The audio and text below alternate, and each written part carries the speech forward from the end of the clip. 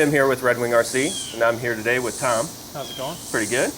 And we're here today to go over how to start an engine.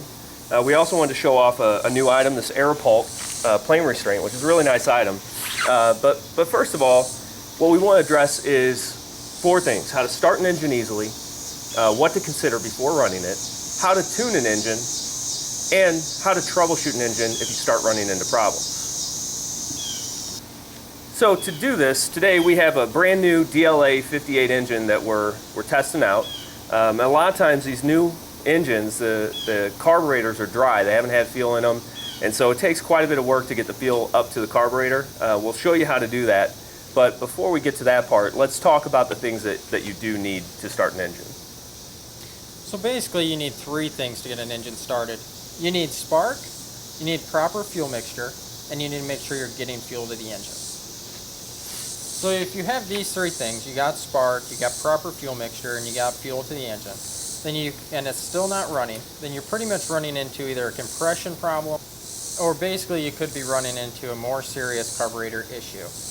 It'd be better if you didn't tinker with these things or have people at the field do it. Right, that's something, you know, well, one thing, it's real easy to tell when we open these up, to tell if someone has already opened it after it's been run. Right. So, you know, don't think you're gonna slip that by. But the biggest thing is a lot of times we'll get them in and they'll have more problems from the engine experts in the field. You're exactly right. And it'll be costing you more money because we have to go through and undo everything they did, and they could have possibly damaged parts, or by changing something, causing other problems with the motor. Right. It's very easy to do. Yeah. All right, so we're going to go ahead and start talking about the 3 things that you need to know that you're going to be able to start your engine. Before you get started though, make sure you do have your plane restrained. And we can't say enough about this AeroPulp system. Yeah. What we like about it is that they restrain it in both the forward and the backward position. So as you start flipping the prop, it doesn't start moving away from you, and you know, you chase it down and then you get it to start and it bites back and, you know, cuts your fingers off. So right. It's really nice in that respect. It also, really quickly, you just kick the button, kick it down, and those fall down, and then your plane can be released. So it's a really quick, easy system.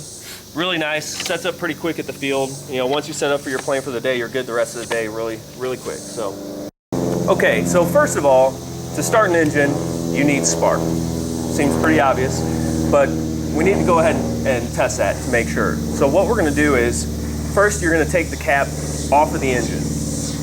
You're gonna go ahead and spin it until the magnet lines up with the pickup sensor. And each time those 2 meet, it should emit a light spark. Please only do this a couple of times, just to make sure your ignition is working. You don't want to, you know, just end up damaging your... Burning up your ignition, just flipping it just for fun or something. Yeah, right. Just do it a couple times, make sure it's getting a spark, and then move on. Right. Now, if it's not sparking, one of 3 things is wrong. Either your battery is dead, your wiring or your switch is bad, or your ignition is bad. Right. So, you know, if you aren't getting spark, you want to go ahead and check those things and make sure there's not something wrong with those before you assume the ignition is bad. So what you probably want to do is get a second battery, you know, make sure it's charged, hook it straight up to the ignition, bypass the switches, bypass the wires, and make sure that, you know, it's none of that stuff. Another thing to note is that all these ignitions spark a little bit differently, so you can't really judge one ignition based off another. So if you have one that you've seen before and it really, you know, shoots a big spark, and then you have another one that's shooting lightly, it's not necessarily bad. It just may be a slightly different ignition system. You know, the important thing is that it's consistently sparking each time it passes that magnet and sensor. Is that right? That's correct, yeah. Okay. Another element to the spark is the spark plug itself. On a new engine, this really shouldn't be an issue on getting it started for the first time. Is that true? That's true. Unless the gap is way off or something like that, but... right, generally the gap, you know, on the spark plug, and they come with a little plastic cap around them that hold them, you know, from getting, you know, hit in transportation or anything. Yeah. Your spark should roughly be, you know, just look at it, it's got a small gap, it should be correct, and it has to be way off for the engine not to start at all, or completely flat. So it can get, you know, hit, or if you drop it and you flatten it, that can keep it from starting as well. So they know they've dropped or done damage, Right. and maybe check into that. But generally, a new spark plug isn't going to inhibit you from being able to even start it. Right, right. They come pre-gapped. Okay. All right, so if you have spark, the next thing to make sure is that we're getting feel to the engine. And to do that, you have to have your needle settings in the ballpark. If you have it too lean, you're going to flip that prop and it's not going to be able to siphon it. Is that right? That's right. Okay. Yeah, it'll just stay in the fuel line and it won't ever make it to the motor. Kind of bounce. Yeah, get right to the carburetor and then just bounce back and forth. Yeah. That's so right. if you're seeing that, you're probably too lean. Yeah. But in general, most of these engines, these Walbro cars, most of them are Walbro. The low needle, which is always the needle closest to the engine, generally is going to be about 1.5 to 1 3/4. 1 3/4. Yeah, that's correct. Okay. And then the high end, in my experience, has been about 1 3/4 to 2. Yeah. A little bit more typically. So if you have your settings about like that, you should be able to start your engine. If you have recommended settings from the factory for your particular engine, I'd start with those. If you're having problems, I'd look online on forums and see if there's any other recommended settings, or just go ahead and start with kind of the recommended settings we've given you, and it should be close enough to get it going. Right, and an engine, a brand new engine coming out of the box, will normally almost always be already preset to those settings there. So you don't want to just start checking it right away. Just check it if you run into problems with, getting it started later. Right, and we'll actually address this in the troubleshooting at the end of the video. I wanted to talk about that, but what's good to do if you do start messing with your needles, go ahead and turn them all the way in and count as you go, and make sure you understand that a full rotation is from the top of the screwdriver all the way back around, not one half turn. So, right. But basically count how many turns it started at, and then at least you've got a baseline.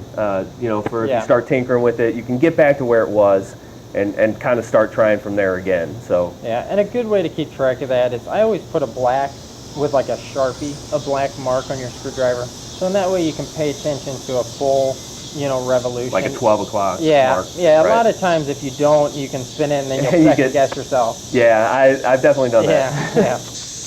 Okay, so now we need to go ahead and get feel up to the engine. And to do this, first of all, turn off your engine or just remove the spark, the plug cap entirely. Right. Just make sure it's not popping on you. We're assuming this is the first time you've ever started this engine. So you want to make sure that you can see the feel starting from the tank itself, leading all the way up to the carb, and then going into the carb. If you don't see it actually traveling, then you're guessing as to whether it's flooded or it's dry. Right. And then that's just a nightmare because you got to take the plug out and see if there's any feel in there. It's more of a pain. So if you just pay attention from the get-go. Right. And another thing too is if you start doing it and you pull fuel up but you weren't paying attention, you then look at the line and you aren't sure if there's fuel in it or not. Right. It's too hard to see. And then you're just guessing again. Exactly. Yeah. Okay, so what you're going to do then is, first of all, we're going to turn off the ignition or unplug it like we said. We're going to go ahead and choke the carburetor. That means that the plate is going to be covering the carburetor opening. We're going to open our throttle fully, and this will allow fuel to come in most easily. And then just start flipping away and watching very carefully as that fuel progresses up to the carburetor. Once it gets to the carburetor, I like to flip it 2 or 3 times from there to prime the engine with a little bit of fuel, but not too much. Yeah, that's exactly right. All right, so once you get fuel up to the engine and you've flipped it a couple times to prime it, the next thing you're going to do is either put the cap back on or turn the ignition on. Leave everything else the same. Leave your throttle fully up and leave your choke closed. And then continue to flip it a couple more times. The engine is going to pop here. It is going to run, but it'll just flip a few times and die. Correct, because it's choked. Yeah, it's just getting heated up. So basically, Tim, once you get it to pop, after you've had it fully choked, throttle full open, then you basically want to open your choke up, lower your throttle down, and go again until it pops and fully starts. Right, okay. Yep. And throttle, I typically put it probably like a quarter or even a third. I like to have decent throttle. If your plane's restrained and you're flipping correctly, you're not in any danger. But correct. What I hate is that if you've got it turned down too low and you're trying to get it to start on idle, you don't know if your idle is just too low or if you're having a problem with your engine. So you start thinking you have a problem with your engine, and it's really... And also, if your fuel mixture is slightly off and you're starting it at an idle, it's a lot harder to get it started. Yeah, if you're, a quarter, I like to go really 3/8 to a half. Right. If it's in a safe locked position. Right. I like to go about there and just get it going. Yeah, get it going. Because once you get it going, then you can figure out how it's running, do any adjustments you need to do, and then you'll know if your carburetor's set right. And then when you actually know the engine and you've got it tuned, then you can start starting it at a lower throttle setting. You'll get familiar with it. But when you're first trying to start it, you probably want to make sure it's restrained and just get the thing going. Make sure you're not second guessing whether there's a problem. Okay, so now that we actually have it running, we're ready to start tuning it. Now, if you got to this point and you got it to pop, but couldn't actually get it running, then likely your needle settings are too far off, or as we mentioned, have the idle set too low to try and start it. So, turn that up, make sure that's not the issue. But, other than that, if you're having trouble starting it, then probably your needle settings are just way too far off to even get it started and running. Right, yeah. So at that point, go to either factory settings or look up online, or use our recommended settings we mentioned in the beginning of the video. Almost always, if you go back to our recommended settings, 1.5 to, almost 2, really in between there with your high, and then 1.5 to 1 3/4 turns with your low. You should almost always be able to get it running to then fine tune it from there. Right. If you do end up resetting your needles, as we mentioned, before you start messing with them, when you go to screw them in the first time all the way to start counting back out to 1.5 turns, count how many it takes you to go in so you know where you did start, just so you know. And another thing with that is you don't want to crank it and snap the needle off. Yeah. Yeah, just go down, just barely snug. That's exactly right. Yeah, I've seen them come back with the needle snapped off, and it's just a nightmare to get that out. You throw do not tighten it. Right, you have to put a whole new carb on. Yeah.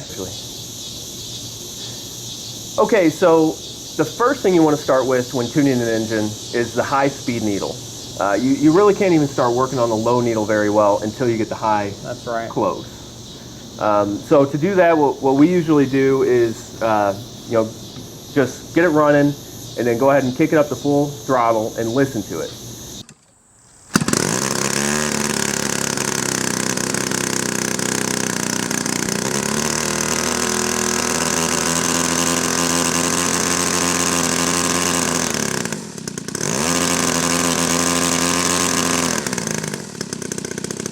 And if you hear it kind of bubbly and rich, kind of just gurgly sounding, almost like bogging down a little bit, right, then that's probably too rich, and so you're going to need to go ahead and turn it clockwise to lean it out. Now on the other end, if you hear it start kind of like revving down, like winding down, like instead of being like rich and bubbly, and it's running too lean. So you're going to need to open that carb up, the high needle, by turning counterclockwise. And when you begin turning these, I do what, like an 1/8 turn? Yeah, an 1/8. You don't want to be going extreme because then you're just going to be chasing your tail. It's best to just go 1/8 of a turn, and then if you have to, do it again. Right. Yeah. And the other thing to mention too is when you do make an adjustment, you got to let it run for 10, 20 seconds. That's exactly right. To get those new settings actually into the car, to get that feel. Get them active, Right. Yeah. So you make an adjustment, let it run 10 or 12 seconds. 10, 20 seconds, and then go ahead and go full throttle again, let it run for a little bit, and listen to it. Yeah. Now, if you've done that, and it's starting, it sounded like it was rich to you, and so you went that direction, and it's sounding even worse, then you probably just misheard it, and it actually, just not familiar with engines, and it may actually be that it's too lean. So if you start going one way, you turn it a turn, and it starts sounding worse, and then you turn a little bit more that way and it sounds even worse, well then go back 2 turns and then go back 1 more and see if that sounds better. Now if you ever get to the point that you're messing with it and you just can't even get it to run again, that's the time to go back to those factory settings or to the original settings that you counted as you were turning it in. Right. So again, that's why it's really important to know your base point. Here it goes. One more.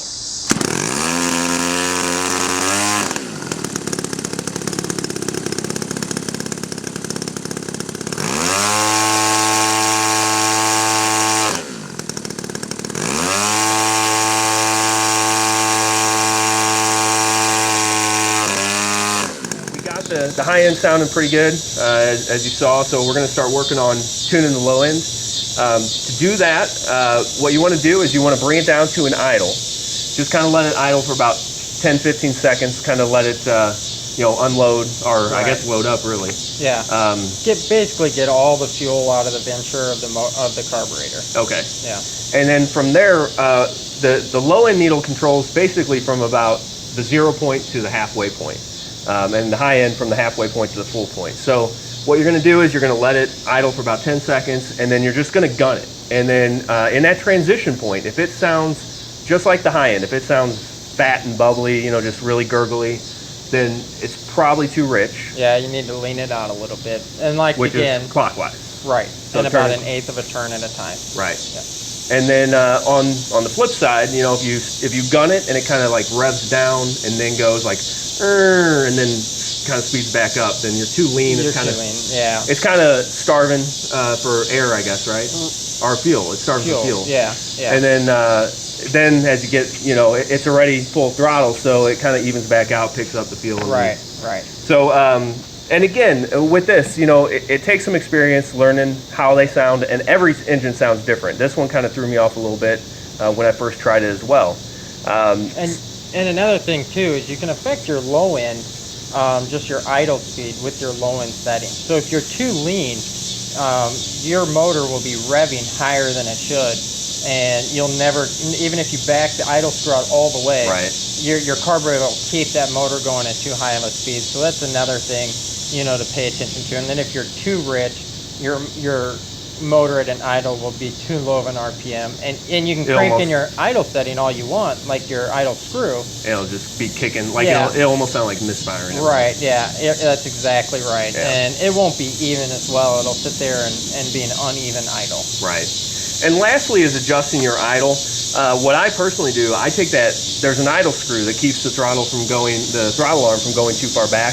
I actually completely remove that, because in our situation with servos, we can completely stop it where we want with the servo. And I find that could just cause more confusion, because if you're turning your throttle down and you're clicking it down, and it's not doing anything, it may be that thing's just backing up against the needle. It's just hitting the screw. Or the screw. Yeah, so, the idle screw. So I just tend to take that out completely and adjust it with the radio. So that's really about all there is to starting the engine and tuning an engine. You really just got to break down those main points that you have to know. That you need spark, you need fuel up to the engine, and you need to be in the ballpark with your mixture settings. As your engine breaks in, your tune might change a little bit. You'll have to maybe refine it, or in severe temperature changes from summer to winter, things like that. So some problems that you may experience if your engine is not starting, some things you can troubleshoot are, if it's not starting, basically you're not getting fuel, you're getting too much fuel and flooding it, or you're not getting spark, which we already covered. So as far as flooding it or not getting fuel, what's the easiest way to tell that? Well, again, make sure the fuel goes through the line to the carburetor. And the best way is if you feel like you're not getting fuel, you can pull the spark plug out and see if it's completely dry. You know that you're then not getting fuel through the carburetor. A lot of times too, if you overflood, your carburetor and your motor, you can pull the spark plug out again, and you can see that it's just absolutely saturated with fuel. Yeah. And if that's the case, it's good to take a little air dryer, blow it off, like compressed air of some kind, blow up your spark plug, blow it inside of the motor, and then you're getting too much fuel. You either had it choke too much, right, spun it too many times, or weren't getting spark. And with these being upside down, you can take the plug out if it's flooded and just flip it, and it'll kind of shoot out. Yeah, that's exactly right. Yeah, pinch your fuel line even too if you have to. To keep it, and it'll blow just air through the engine. Okay. Yeah. And you can also take off your muffler, and you'll see moisture around the rim where the muffler was and inside the motor. You can get a little better view of what's going on. You can get a flashlight in there. Yeah. So if you're really concerned that it's one of those two, and you're not noticing it on the spark plug, you can pull the muffler off, and that's another way to check it. Right. So if you test these and it's still not starting, you're getting fuel and it doesn't seem like it's flooded and it's still not starting, then probably you either have a weak battery or something like that we mentioned before. So make sure you test that, as we mentioned. The other possibility is that you just have a bad ignition. probably the easiest way to make sure of that is to go ahead and get another ignition if you can. Yeah, You know, spare buddies or yeah, and you know, and hook that up and try it. And if it starts with that ignition, then you know the other ignition was indeed bad. Right. Or your timing could be off as well. That's another thing. If you're getting spark and your timing is off, you're not going to get the motor to start or run properly either. So make sure you don't mess with your timing screws, you know, where your pickup sensor is, and your magnet. You don't want to be messing with that. That should never really be moved. Yeah, and that's something really they should send in at that point, yeah, right? that's a major fix. Because the thing is, if they start messing with that and send it in and it's off, that's even hard for us to Right. to It narrow takes a down. lot of time to get that exactly right. Yeah. So basically, Tim, if you're having extreme problems getting it started, you've gone through the fuel, you've gone through the spark, you know, your mixture you believe is set right, and you're still not getting it started, then you're either having major problems with compression, possibly more likely thing would be your carburetor internally is damaged, or, you know, it could be a diaphragm just dried up, or maybe came a little bent when they put it together, you never know. And just send those in for us to fix. You don't want to be messing with it, tinkering it. We'll see that you have tinkered with it. We'll be able to see when we pull it apart, and it'll just cost you more money and us more time to get that fixed properly. Right. Yeah. And the worst case, if you end up sending it in and it was something silly, like your battery was dead, and we run through everything else and it was just, you know, it's running fine, all we're going to charge them for is just the time to testing do it. Yeah. So it's going to be a minimal charge. You know, if it's a warranty issue, we're going to take care of it. So you're better off just sending it in from the get-go. Yeah. Once you've tried to eliminate it doing these steps. We encourage you to do the steps we've mentioned, but once you've exhausted those, I think it's time to send it in for a send it professional in. That's repair. exactly it. Another thing to consider is your fuel itself. You know, if you've got fuel that's been sitting there and is old and Yeah. you know, you don't know how many contaminants you've washed in there, don't use it. Don't use crap. Collects moisture. Yeah, I mean, you end up using crap fuel, your engine's going to run like crap. So just, you know, put in something else, get fresh fuel every time you're starting one of these. You don't want to be running into problems, trying to chase everything down just because you're trying to save $2 worth of gas. Right, that's exactly right. It's only a gallon and you'll run all day. As far as your fuel goes, what we recommend starting your engine on is Lawn Boy, non-synthetic at 32 to 1. And then after you've run about a gallon of gas through and kind of broken in the engine, we switch to a synthetic, a high-quality synthetic. We use Redline at 50 to 1. And we've had really good results with that with just about all the engines we've run.